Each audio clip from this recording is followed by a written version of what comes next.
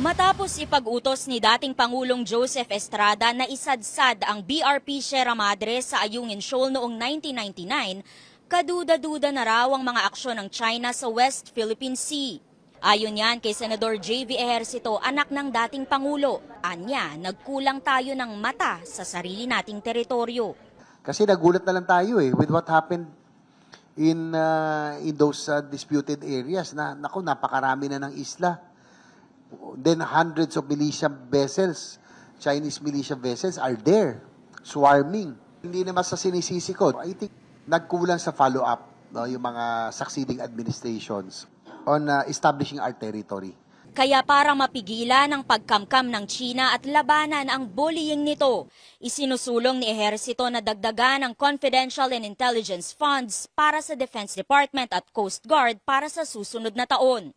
Kailangan natin ng drones yan, aircraft and other aircraft with sophisticated cameras. Kailangan natin bantayan, baka pagising natin, ang dami ng isla. They already have some assets already, but we want to augment. Gusto rin daw ng mga senador lakihan ang budget ng National Intelligence Coordinating Agency at National Security Council. Pero ang dapat nga raw, ayon kay dating Senate President Franklin Drilon, eksklusibo lang ang CIF sa mga ahensyang nagpapanatili ng seguridad at peace and order.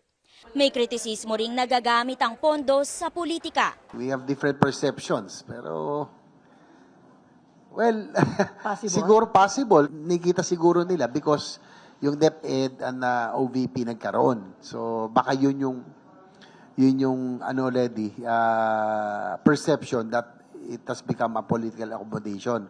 But last year it was justified by the OVP. Kahapon, nagpulong ang Oversight Committee ng Senado tungkol sa naging paggamit ng CIF sa nakalipas na 2 taon.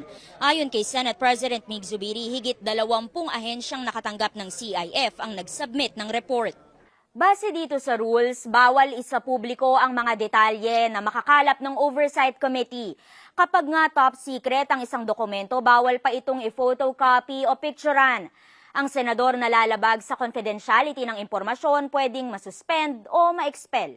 Bahagi ng komite si Minority Leader Coco Pimentel at pinayagan ding dumalo si Opposition Senator Risa Ontiveros. Siniguro ni Zubiri na magtutulong ang mayorya at minorya para busisiin ang paggamit ng mga CIF. Sa huli, magre-rekomenda sila ng mga ahensyang dapat tapyasan, tanggalan o dagdagan ng kontrobersyal na pondo sa susunod na taon. We are united that we are going to increase the budget of the Coast Guard. Pero siyempre, tapyasin yan sa ibang budget. So we may get it from another agency that we feel does not necessarily need the funds. Amor Santos, CNN Philippines.